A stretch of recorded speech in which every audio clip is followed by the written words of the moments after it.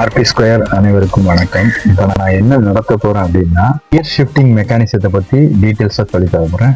How to shift the gears. Okay,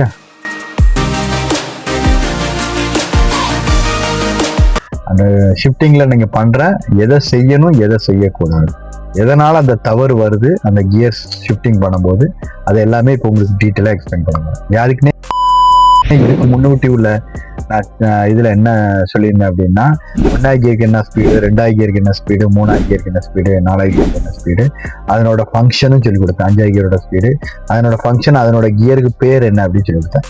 இப்போ நான் 1ஆவது கியரை shift பண்றதுக்கு நான் சொல்லிக் கொடுக்க போறேன். இப்போ நான் கியர் ஷிஃப்டிங் மெக்கானிசத்தை பத்தி சொல்லிக் கொடுக்க போறேன்.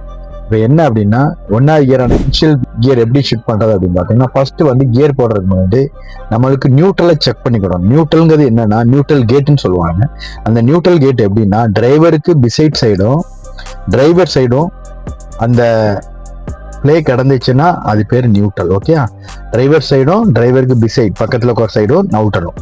ஆக்சுவலா அப்படி இல்லை, இப்போ அது நியூட்ரல் இல்லைன்னு எப்படி கண்டுபிடிக்கிறது அப்படின்னா, இப்போ இதுல கியர்ல போட்டிருக்கேன் நான். ஆக்சுவலா இதை தள்ளுனா மூவ்மெண்ட் இருக்காது, டிரைவர் சைடும் டிரைவர் பக்கத்துல இருக்கிற சைடும் மூவ்மெண்ட் இருக்காது.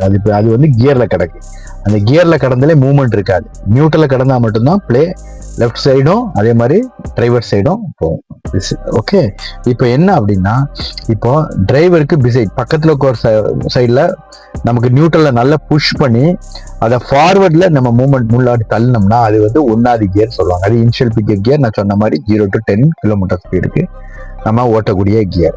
அதுக்கப்புறம் 1ஆவது கியர்ல இருந்து நம்ம 2ஆவது கியருக்கு, சார் நியூட்ரல் வந்துதான் வரணுமா? நியூட்ரல் வந்து வர்றது வந்து நல்ல விஷயம்தான். ஆனா நம்ம 2ஆவது கியர்ல இருந்து நியூட்ரல்ல வந்துட்டு திருப்பி நியூட்ரல்ல இருந்து திருப்பி வந்து நம்ம 2ஆவது கியருக்கு போறது வந்து டைமிங் டிலே ஆகும். அந்த மெத்தடை பண்ணலாம். அது ஃபாஸ்டப்பா இருந்தா, கியர் ஷிஃப்டிங் மெக்கானிசம் ஃபாஸ்டா இருந்துச்சு அப்படின்னா அதை ஃபாலோ பண்ணலாம். இல்லை அப்படின்னா 1ஆவது கியர்ல இருந்து டைரக்டா கையோட மூவ்மெண்ட்டை இப்படி வச்சுட்டு நம்ம பின்னாடி இழுத்தோம்னா, நியூட்ரல் வந்து பின்னாடி இழுத்தோம்னா செகண்ட் கியர். அந்த நியூட்ரல்ல வரும்போது ஒரு மெத்தட் என்ன அப்படின்னா, நிறைய பேர் என்ன பண்ணுவாங்கன்னா, இப்படி புஷ் பண்ணி வைக்க மாட்டாங்க. வைக்காம என்ன பண்ணுவாங்க அப்படின்னா விட்டுருவாங்க. அதனாலதான் என்ன பண்ணணும்னா, ஸ்ப்ரிங் மெக்கானிசம் ஒன்று உண்டு. இந்த நியூட்ரல் நீங்க தள்ளி வைக்கும் போது நீங்க கேர்லெஸ்ஸா நீங்க விட்டுட்டீங்க அப்படின்னா, கையை வந்து லோடு கொடுக்காம அதை தள்ளி பிடிச்சு வைக்காம விட்டுட்டீங்க அப்படின்னா, ஆட்டோமேட்டிக்கா என்னோட கையை பாருங்க, மூவ்மெண்ட்டை பாருங்க, ஸ்ப்ரிங் தள்ளுறது தெரியும் உங்களுக்கு. அந்த மூவ்மெண்ட் கட்டாயமா இருக்கும். அப்போ என்ன பண்ணணும், நம்ம கட்டாயமா 2ஆவது கியர்னா அந்த சைடு நியூட்ரல்ல எக்ஸ்ட்ரீம்ல பிசைட் டிரைவருக்கு பக்கத்து ஒரு சைடு நல்லா புஷ் பண்ணி வச்சுட்டு பின்னாடி இழுத்தீங்கன்னா அது பேரு 2ஆவது கியர். நான் சொன்ன மாதிரி மூவிங் கியர் 10 to 20 கிலோமீட்டர் ஸ்பீட்னு வச்சுக்கோங்களேன். அதுக்கப்புறம் 2ஆவது கியர்ல இருந்து நம்ம என்ன அப்படின்னா 3ஆவது கியர் போட போறோம். அப்படித்தானே? அப்ப என்ன பண்ணணும்னா, ஒண்ணுமே ரிஸ்கே வேண்டாம், ஃப்ரீயா கூலா போடலாம். அந்த ஃப்ளோலயே போடும். செகண்ட் கியர்ல இருந்து நீங்க லைட்டா ஒரு புஷ் பண்ணா நியூட்ரல் வரும். நியூட்ரல்ல வந்து நம்ம தள்ளி பிடிச்சு வச்ச இடத்துல நிக்காது. அது என்னன்னா ஆட்டோமேட்டிக்கா செல்ஃப் லைன் ஆகி சென்டர்ல வந்துடும். ஸ்ப்ரிங் தள்ளி கொண்டு போய் செல்ஃப் லைன் ஆகி சென்டர்ல வச்சிடும். இப்ப பாருங்க நான் பண்றேன். அந்த செகண்ட்ல இருந்து நான் லைட்டா ஒரு புஷ் தான் பண்ணேன். என்னாச்சு அப்படின்னா, இந்த தேர்டுக்கும் ஃபோர்த்துக்கும் நடுவுல நியூட்ரல் பொசிஷன்ல வந்து நின்றும். திருப்பி நான் புஷ் பண்ணா என்ன கியர் வேணும்னா தேர்ட் கியர் தான் வரும். அப்போ அது ஃப்ளோலே செகண்ட்ல இருந்து ஒரு புஷ் ஃபார்வர்ட் பண்ணிட்டு திருப்பி ஒரு புஷ் ஃபார்வர்ட் பண்ணீங்க அப்படின்னா அது 3ஆவது கியர்ல போகணும். நம்மளாலே பொசிஷன் தேடணும்னு அவசியம் கிடையாது. செகண்ட்ல இருந்து தேர்டுக்கு ஒரு புஷ் பண்ணி விட்டுட்டு திருப்பி ஒரு புஷ் பண்ணா ஆட்டோமேட்டிக்கா வந்துடும். இப்போ தேர்ட்ல வந்து என்னது, அது பேர் வந்து ரன்னிங் கியர் சொன்னோம். 20 to 30 கிலோமீட்டர் ஸ்பீடு. இப்போ அதுக்கு மேல போனோம்னா நம்ம நியூட்ரல் தட்டி திருப்பி 4ஆவது கியரான 4th கியர் ரன்னிங் கியர் வந்துட்டோம். இது வந்து அப்படியே நேரா தேர்ட்ல இருந்து நியூட்ரல்ல இருந்து நேரா 4th கியர் போடலாம். இப்போ ஒரு டவுட் வரும் உங்களுக்கு, 3rd கியர்ல இருந்து 4th கியர் சார் நியூட்ரல் வந்து தான் போடணுமா டைரக்டா போடலாம். நான் எதுக்கு நியூட்ரல் வந்து போட சொல்றேன்னா, நியூட்ரல் வந்தாதான் எந்த கியருக்கும் நம்ம போக முடியும். நியூட்ரல் கேட்ல இருந்து நீங்க எந்த கேட்டு போடுறீங்களோ, 1ஆவது கேட்டோ 2ஆவது கேட்டோ 3ஆவது கேட்டோ 4ஆவது கேட்டோ 5ஆவது கேட்டோ உள்ள போகணும் அப்படின்னா, வாசலுக்குள்ள போகணும் அப்படின்னா கட்டாயமா நியூட்ரல் வர தெரியணும். அதுதான் நியூட்ரல் வந்து போறது ரொம்ப நல்ல விஷயம். என்ன அடுத்து வந்து 4thல இருந்து நான் நியூட்ரல் வரும். நியூட்ரல் வந்த உடனே என்ன பண்றோம்னா, கட்டாயமா நம்ம 5th கியர் வந்து நம்ம தேடி பிடிச்சுதான் போகணும். அப்போ என்ன பண்ணும், நியூட்ரல்ல டிரைவர் சைடு நல்லா புஷ் பண்ணி இழுத்து வச்சுட்டு என்ன பண்றோம், முன்னாடி புஷ் பண்ணா அது பேரு 5th கியர். அது பேரு top gear or final gear சொல்லுவோம். இந்த 5th கியர் நம்ம சொல்லி கொடுத்துருக்கேன். அதான் இந்த 5th கியரோட இது. இல்ல நம்ம என்னன்னா தள்ளாம விட்டுட்டு திருப்பி முன்னாடி போட்டோம்னா 3ஆவது கியர் வந்துடும். அதனாலதான் நம்ம என்ன பண்ணோம், நியூட்ரல்ல நல்லா புஷ் பண்ணி வச்சு முன்னாடி தள்ளனா 5th கியர். ஓகே, அதுக்கப்புறம் நம்ம நியூட்ரல் தள்ளிட்டா என்ன ஆகும்? கியரை டவுன் பண்ற மெத்தட். நான் இப்போ அப் பண்ணிட்டேன் 1ல இருந்து 5th வர. இப்போ நான் 5th இருந்து நான் டிக்ரீஸ் பண்றேன், கியரை டவுன் பண்ண சொல்லி கொடுக்கேன் உங்களுக்கு. 5th இருந்து நியூட்ரல் தட்டி விட்டா ஆட்டோமேட்டிக்கா செல்ஃப் லைனே சென்டர்ல வந்து நிக்கி. நான் பின்னாடி இழுத்தா என்ன கியர் விடும்? 4th கியர் வரும். திருப்பி லைட்டா முன்னாடி தட்டினா என்ன கியர் வரும்? நியூட்ரல் வரும். நியூட்ரல் இருந்து திருப்பி புஷ் பண்ணா என்னது? 3வது கியர் வரும். லைட்டா 3வது கியர்ல இருந்து லைட்டா தட்டினா நியூட்ரல் வரும். ரொம்ப ஃபோர்ஸ் பண்ணியும் தள்ளிடக்கூடாது. ஒரு வண்டிக்கு கியரோட அப்ளை. சில வண்டிகள் என்ன பண்ணுவாங்க அப்படின்னா, பழைய வண்டியா இருந்தா கியர் போடும்போது கஷ்டமா இருக்கும்.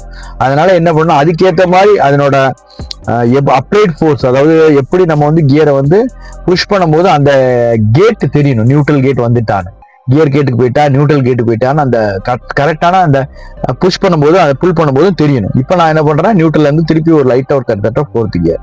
4th இருந்து லைட்டா ஒரு புஷ் பண்றேன் நியூட்ரல். நியூட்ரல்ல இருந்து என்ன பண்றேன், அடுத்தது இப்போ என்ன பண்றேன்னா 3rd கியர் போடுறேன். இப்போ 3rd கியர்ல இருந்து என்ன பண்றேன், லைட்டா நியூட்ரல்.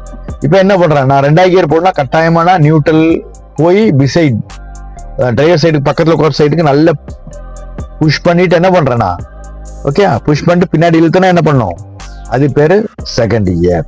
திருப்பி என்ன பண்றோம், வண்டியை நிப்பாட்ட போறோம் அப்படின்னா வண்டியை நியூட்ரல் தட்டி விட்டா ஆட்டோமேட்டிக்கா நியூட்ரல் ஆயிரும். இந்த கியர் ஷிஃப்ட் பண்ணும்போது நிறைய பேர் பண்ற தவறு என்ன அப்படின்னா, நிறைய பேர் என்ன பண்ணுவாங்க அப்படின்னா, அந்த ஒரு பதட்டமான ஆட்கள், அந்த மாதிரி கொஞ்சம் இதா கேர்லெஸ்ஸா பண்ற ஆட்கள் என்ன பண்ணுவாங்க அப்படின்னா, இந்த கியரை புஷ் பண்ணி வைக்கும் போது என்ன பண்ணுவாங்க அப்படின்னா, கரெக்டா புஷ் பண்ணி வைக்க மாட்டாங்க, நியூட்ரல் பொசிஷன்ல விட்டுருவாங்க. நான் புஷ் பண்ணிட்டேன்பாங்க, நான் புஷ் பண்ணிருக்க மாட்டாங்க. விட்டுட்டு என்ன பண்ணுவாங்க அப்படின்னா முன்னாடி தட்டிடுவாங்க. அப்ப என்ன கியர் விழுன்னா 3வது கியர் விழும். அப்ப நம்ம என்ன பண்ணுவோம், 1வது கியர் தான் நமக்கு இனிஷியலா பிக்கப் பண்றதுக்கு தேவை. அப்போ நல்லா தள்ளி பிடிச்சு வச்சுதான் நம்ம 1வது கியர் போடுவோம், அப்படிதானே? அதே மாதிரி நியூட்ரல் வரும்போது அதே மாதிரி விட்டுருவாங்க. விட்டுட்டு என்ன பண்ணுவாங்க அப்படின்னா, நான் 2வது கியர் போடும் போது 4வது கியர் தட்டிடுவாங்க. காரணம் என்ன அப்படின்னா, 1வது கியர்ல இருந்து நியூட்ரல் வரும்போது இங்க ஸ்ப்ரிங் தள்ள விடாம ஹோல்ட் பண்ணி வச்சுட்டு திருப்பி பின்னாடி இழுத்தாங்கன்னா 2வது கியர் வரும்.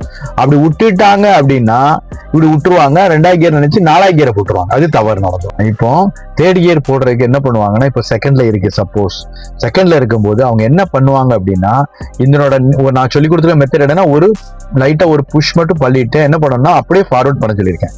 இவங்க என்ன பண்ணுவாங்க அப்படின்னா, இவங்களோட எரர் பண்ற வண்டியை கான்சன்ட்ரேஷன் மற்ற இடத்துல பண்ணும்போது 2nd கியர்ல இருந்து என்ன பண்ணுவாங்கன்னா, நியூட்ரல் வந்து கையை இப்படி புஷ் பண்ணி 5th கியருக்கு போயிடுவாங்க.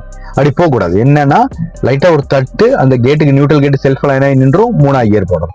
அதுக்கு பதில் இன்ஸ்டெட் ஆஃப் என்ன பண்ணுவாங்கன்னா, தள்ளிட்டு இவங்களே ஒரு பொசிஷன் தேடி 5th போட்டுருவாங்க. அப்படி போடக்கூடாது. ஏன்னா வண்டி ஓட்டிட்டு இருக்கும்போது இதுல கரெக்டான கியர் ஷிஃப்டிங் மெக்கானிசத்தை ஃபாலோ பண்ணல அப்படின்னா, அந்த கியர் கண்ட்ரோலர்ஸை கரெக்டா ஷிஃப்ட் பண்ண தெரியல அப்படின்னா தப்பா ஆயிரும். வண்டி ஓட்டும் போது குறைஞ்ச ஸ்பீட்ல அதிகமான கியரும், அதிகமான ஸ்பீட்ல குறைஞ்ச கியர்லயும் வண்டி ஓட்டு முட்டை விட்டு என்ன பண்ணுவாங்கன்னா, வண்டியை ஓட்ட விடாம ஆக்கிடுவாங்க. அந்த தவறான ஓட்டமா ஆயிரும் டிரைவிங். அதனால அந்த கரெக்டான ஷிஃப்டிங் கரெக்டா இருக்கணும். இதுதான் இவங்க பண்ற தவறு. இதை கரெக்ட் பண்ணி ஓட்டுறதுக்கு நான் சொன்ன மாதிரி ஓட்டினா கரெக்டா